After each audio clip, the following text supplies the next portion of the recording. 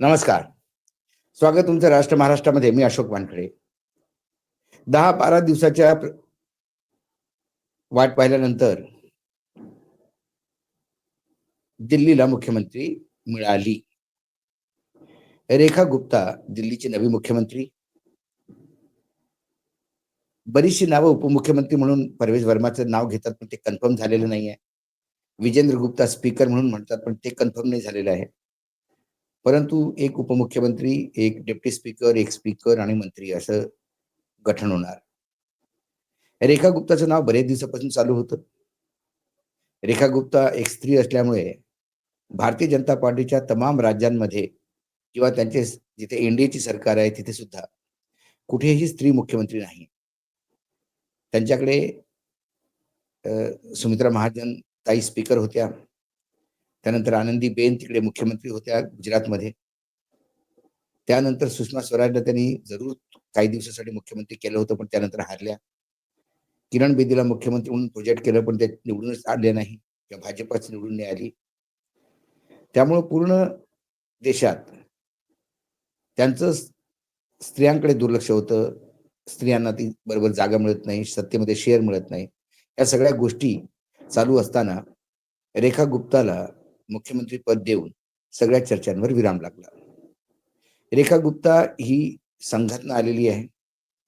ती दिल्ली स्टुडंट युनियनची general secretary राहिली, नंतर दिल्ली स्टुडंट युनियनची अध्यक्ष राहिली, पार्टीची महासचिव राहिली दिल्लीची. संघटन आणि निवडणूक या दोन्ही बाबतीत त्यांनी सांभाळला. त्यांनी पहिल्यांदा जेव्हा लोकसभा विधानसभा लढली, हारल्या, त्यानंतर त्याच विधानसभेमधनं 25,000चं लीड घेऊन जिंकून आल्या. एक चांगली कार्यकर्ता. गुप्ता परिवार, बनिया परिवार आणि माहेरी जिंदल आहेत, त्यामुळे हरियाणातनं आलेले आहेत. इथे दिल्लीमध्ये लग्न झालं. आणि एक ज्याला म्हणतात ते की संघटन आणि सत्ता या दोघांचं समीकरण बसवणारी ती गोष्ट. हालाकी संघांना कोणाचं तरी दुसऱ्याचं नाव द्यायचं होतं, पण ते येऊ शकलं नाही. आणि आता नवीन जी भाजपाची जी स्थिती आहे किंवा नवीन सत्ता जी भाजपा ज्या लोकांच्या हातात आहे, तिथे तर निवडणुकीच्या जेव्हा अनाऊन्स होतात निवडणुका, त्यानंतरच जवळजवळ ठरलेलं असतं मुख्यमंत्री कोणाला बनवायचं. त्याप्रमाणे त्यांना तिकीट देऊन निवडून आणलं जातं. पण मग 10 दिवस घोळ का? 10 दिवसापर्यंत बऱ्याचशा गोष्टी होत्या. लोक लॉबिंग करत होते. काय म्हणत होते की लोक थैली घेऊन बसले होते. काही लोकांचे डील होते. पॉवर ब्रोकरचं बरंच उखळ पांढरं होतं की मी हे करून देतो, ते करून देतो. नाही झाल्यानंतर कोणी असे पैसे वापस करत नाही. असे बरेचसे प्रकार दिल्लीमध्ये होताना सुद्धा सापडतात. त्यानंतर लगातार ज्या बातम्या अँटी एस्टॅब्लिशमेंट येत होत्या, खास करून दिल्लीमध्ये झालेला हादसा, त्यानंतर गंगेचं दूषित पाणी, कुंभच्या मरणाऱ्यांची संख्या, कुंभमध्ये लागणाऱ्या आगी, ती जी लोक लगातार अमेरिकेतनं पाठवले जातात, ती पायात आणि हातात चेन घालून गुराढोरासारखी आणून फेकले जातात भारतात. भारताचा पंतप्रधानांचा दौरा अमेरिका आणि तिथनं ते मार खाऊन वापस आले. म्हणजे आपण भारताने अक्षरशः त्यांनी भारताला गुडघ्यावर आणून वापस पाठवलं. या सगळ्या बातम्या लोकांपासून दूर जाव्या म्हणून दिल्लीचा मुख्यमंत्री कोण याच्यावर तेच बातम्या पेरत होते आणि तेच गोदी मीडिया, ज्यांची आता स्वतःची क्रेडिबिलिटी नाही, ती आपल्या स्वतः लगातार काही काही नावं देत होती. हे का नाही, ते का नाही. ती परवेज वर्मा तिसऱ्यांदा भेटले अमित शहांना, पुन्हा बुके घेऊन गेले. तिकडे पूर्व खासदार त्या तिवारी साहेबांच्या घरी बुके घेऊन गेल्या. त्यामुळे बऱ्याच ठिकाणी काही म्हणे नाही, मग स्त्रीच पाहिजे असेल तर मग बासुरी स्वराजला पण बनवू शकते. कोणी कोणाची नावं घेत होती आणि ह्या नावं सगळी फ्लोटिंग चालू होती. काही ठिकाणी लोकांची नावं उचलली जात होती आणि ते म्हणायचे नाही नाही, आम्ही तर जे अमित शहा म्हणेल त्याला आम्ही ते घेऊ. पण मुख्यमंत्र्याच्या बातमीसोबतच एक बातमी आली की परवेज वर्माला उपमुख्यमंत्री बनवलं जातं. नंतर त्या बातमीचं खंडन झालं आणि परवेज वर्मा जर उपमुख्यमंत्री झाले असते तर मग ते दुर्दैव होतं दिल्लीच्या लोकांचं. कारण दिल्लीचे लोक आजही शीला दीक्षितना आठवण करतायत. आजही त्यांना आठवत आहेत की शीला दीक्षित सारखी सौम्य अशी दिल्लीची मुख्यमंत्री अशी आपलीशी वाटणारी, सगळ्यांशी वाटणारी आणि दिल्लीचा विकासचा एक रोडमॅप घेऊन, चाहे यूपीए सरकार हो, चाहे एनडीए सरकार हो, कोणाही सरकारसोबत तिने लगातार काम करून कधी तो विवाद येऊ दिला नाही.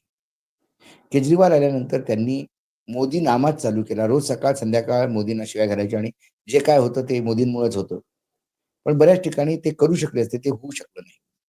त्यानंतर लढाई सत्तेची चालली, अधिकारांची चालली. त्या अधिकारांच्यामध्ये सर्वोच्च न्यायालयाने केजरीवालच्या सोबत निर्णय दिला. तरी पण केंद्राने एक नवीन कायदा आणून त्या निर्णयाचं खच्चीकरण केलं आणि पुन्हा केजरीवालला शक्तिहीन केलं. आता सध्या रेखा गुप्ता जरी मुख्यमंत्री असल्या, तरी पूर्ण सत्ता एल-जी आणि एल-जी लेफ्टनंट गव्हर्नर, उपराज्यपाल ज्याला आपण म्हणतो, त्यांच्याद्वारे गृह मंत्रालयाची सत्ता चालवणार आहे. दिल्लीची पोलीस तिकडेच असणार. आता फक्त पाहायचं हे आहे, की ज्यासाठी आम आदमी पार्टीला रिजेक्ट केलं लोकांनी, यमुनेचं क्लिनिंग, प्रदूषण, नोकऱ्या ह्या सगळ्या गोष्टींवर आता परिणाम काय होतो? काही यमुनेचं पाणी स्वच्छ होईल का? कारण यमुनेचं पाणी आणि हवा प्रदूषण रोखण्यासाठी केंद्र सरकारकडे भरपूर कायदे होते. पण शेवटी केंद्र सरकारने काही म्हटलं तरी शेवटी त्याचं म्हणजे आता गंगेचंच पहा ना. ग्रीन ट्रिब्युनलनी घोषणा केली गंगे इतके आपले मलमूत्राचे बॅक्टेरिया आहेत, की त्या अंघोळीसाठी सुद्धा लायकीचं नाही. आणि त्यांना हा रिपोर्ट कुंभ चालू असताना घेतलेल्या सॅम्पलचा रिपोर्ट, जे शाही स्नान होतं त्याच्यानंतरचा, सेंट्रल पोल्युशन कंट्रोल बोर्डनी एनजीटीला सोपवला किंवा एनजीटीच्या आदेशानंतर ते सगळं सॅम्पल झालं. हा रिपोर्ट आल्यावर विधानसभा जी चालू आहे सध्या उत्तर प्रदेशमध्ये, तिथे योगी आदित्यनाथनी सदनमध्ये सांगितलं, की हे उत्तर प्रदेश आणि कुंभमेळ्याला बदनाम करण्याचा प्रकार आहे. त्यांनी सांगितलं, की आमच्या यूपी पोल्युशन कंट्रोल बोर्डनी जेव्हा पाण्याची सॅम्पल घेतली, ती अतिशय पिण्यायोग्य पाणी आहे. म्हणजे केंद्र सरकारलाच खोटं ठरवणारं राज्य सरकार आणि डबल इंजिनचं सरकार, हे सुद्धा तुम्हाला पाहायला मिळतं. पण दिल्लीमध्ये हा टकराव होणार नाही. कारण पूर्ण भाजपाची जे डबल इंजिनची सरकार आहेत, तिथे सगळी सरकारमध्ये तुम्हाला रबर स्टॅम्प सापडतील. एक सरकार म्हणजे मुख्यमंत्री आहेत योगी आदित्यनाथ, त्यांचं दिल्लीसोबत लगातार टकराव आहे आणि संघाच्या कृपेने ते अजूनही तिथे बसलेले आहेत. नॉर्थ ईस्टचे जे मुख्यमंत्री आहेत आसामचे, म्हणजे आसामसाठी जर पाहिलं नॉर्थ ईस्टमध्ये संघाने जेवढं बलिदान दिलं तेवढं कोणीच भाजपाने कधीच विचारही केला नसेल. इतके संघाचे स्वयंसेवक तिकडे मारले गेले. आणि जेव्हा त्यांनी त्यांनी जमीन पक्की केली, तेव्हा तिथे उपमुख्यमंत्री म्हणून पुराणा जुना काँग्रेसी येऊन बसला. पण तो ठेक्यावरच असल्यासारखं पूर्ण ते नॉर्थ ईस्ट त्याच्याकडे असल्यामुळे त्याच्यावर न बोललेलं बरं. आणि एक महाराष्ट्राचे मुख्यमंत्री देवेंद्र फडणवीस, कारण इथे सरकारच 3 चाकी आहे. त्यामुळे देवेंद्र फडणवीस शिवाय कोणी सांभाळू शकत नाही. असे देवेंद्र फडणवीसांचे घोर विरोधक सुद्धा म्हणतात भाजपामधले.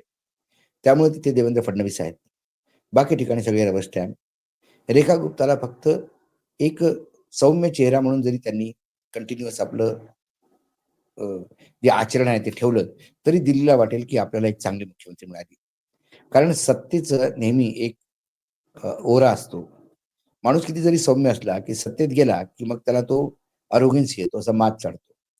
आणि हा माज आलेला आपण बऱ्याचशा महाराष्ट्रातल्या बऱ्याचशा नेत्यांना पाहिलं, की सत्तेत नसताना फार प्रेमाने बोलतात आणि सत्तेत आल्यावर त्यांना इतका अहंकार असतो. त्यामुळे सत्ता हवी झाली, की मग तो त्याचं पुढचं राजकीय भविष्य हे ठरलेलं असतं, की हे रस्ता तळाला जाईल. त्यामुळे रेखा गुप्ताला भरपूर संभावना आहेत आयुष्यात पुढे जाण्याच्या. त्या एक चांगल्या जर मुख्यमंत्री साबित झाल्या, कारण सगळं सरकार तर दिल्लीतनं चालणार, म्हणजे केंद्र सरकार गृह मंत्रालय चालवणार.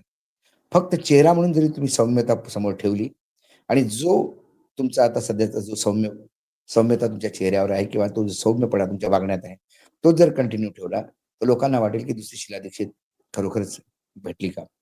पण परवेज वर्मा जर उपमुख्यमंत्री झाले, तर गोली मारो सालों को या कल्चरचे जे लोकं जे अरोगंट आहेत, ते होतील. दुसरी गोष्ट सारख्या तुम्ही गांधी परिवाराला खासकर काँग्रेसमध्ये परिवारवाद, परिवारवाद म्हणून म्हणता.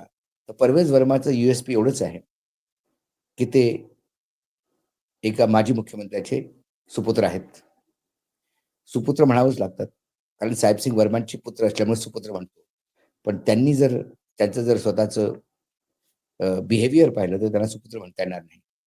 ते जे सांगतात, की मी केजरीवालला हरवलं. ते केजरीवालला याच्यासाठी हरवू शकले, की संदीप दीक्षित तिथे केजरीवालची मतं खायला बसले होते. जर संदीप दीक्षित उभे नसते राहिले, तर तिथे परवेश वर्माचा हार नक्की होती आणि केजरीवाल जिंकले असते. त्यामुळे पाहू आता उद्या मंत्रिमंडळात कोण-कोण मंत्री येतात आणि कसं सत्तेचं समीकरण बसतं. आज रोखोकमध्ये एवढंच. पुन्हा येतो काही विषयासोबत तुमचा नमस्कार. पाहत रहा. राष्ट्र महाराष्ट्र.